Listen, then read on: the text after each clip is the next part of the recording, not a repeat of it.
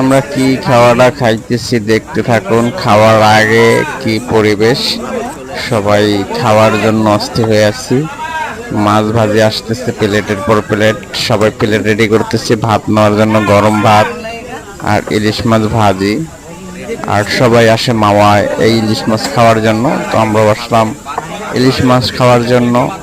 তো গরম ভাত, ইলিশ মাছ ভাজি, সাথে একটু ইলিশ মাছ ভর্তা, ওর সাথে আরও আছে বেগুন ভাজি। তো অস্থির হয়ে আছি আসলে, অনেক রাত্র হয়ে গেছে তো তো সেই জন্য তখন আমরা খাবো।